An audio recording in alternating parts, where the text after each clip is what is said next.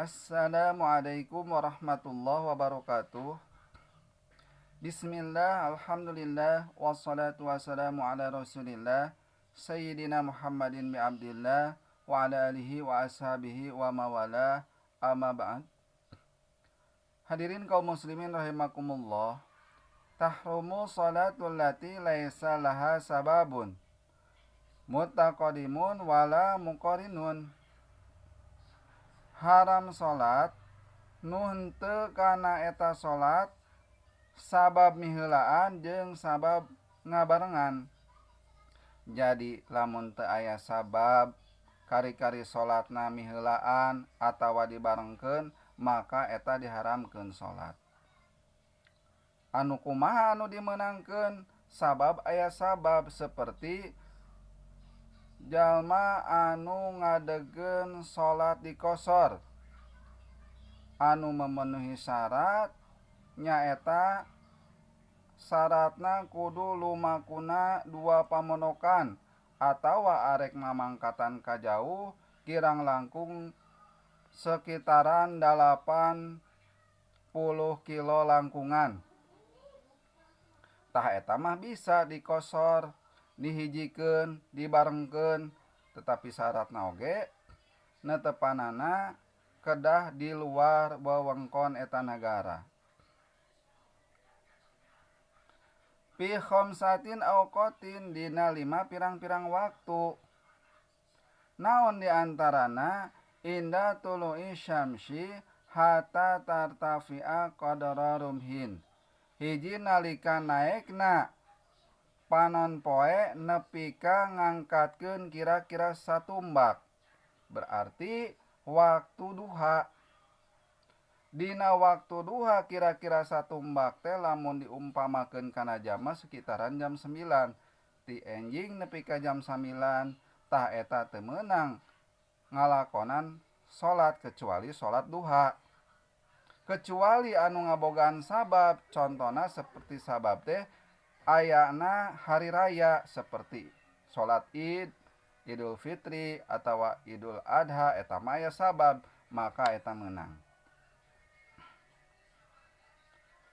Wa indal istiwa'i fi ghairi yaumil jum'ati. Jeung kadua nyaeta nalika tengah-tengah poe dina lain poe Jum'ah.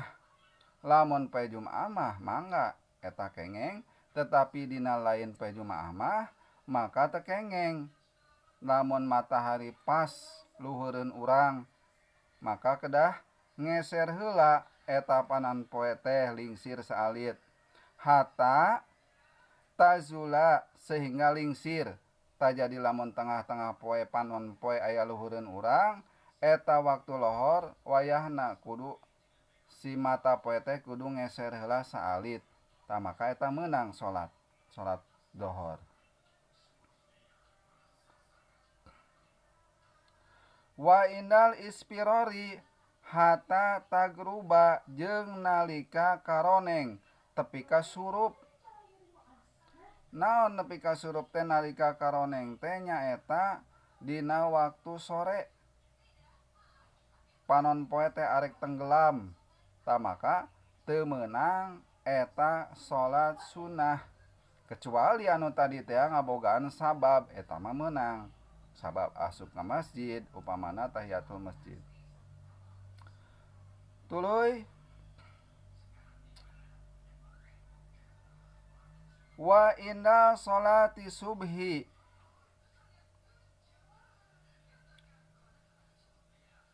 jeung kaopat nyaeta ba'da salat subuh. Jadi teu aya ba'diyah subuh. Maka diharamkeun lamun salat ba'diyah subuh. Hatta tatlu'a syamsa nepi ka bijil panon poe. Di ba'da subuh nepi ka bijil panon poe diharamkeun salat sunnah. Upama teh mah ba'diyah, terkecuali anu ngabogaan sabab teh seperti naon urang arek salat Idul Fitri atawa Idul Adha kari-kari lebat ka masjid panon poe teh geus bijil tuluy urang netepan di masjid tahiyatul masjid ta eta mah sababna sabab urang lebet ka masjid maka eta mah kengeng ulah soteh haram soteh ba'diyah subuh. Lajeng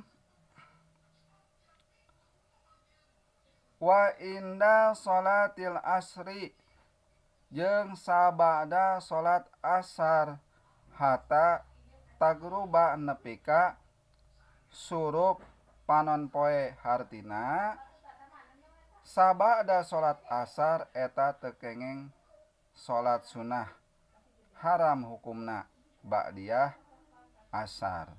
Wallahu a'lam bishawab. Muga aya manfaatna. Billahi taufiq wal hidayah. Wassalamualaikum warahmatullahi wabarakatuh.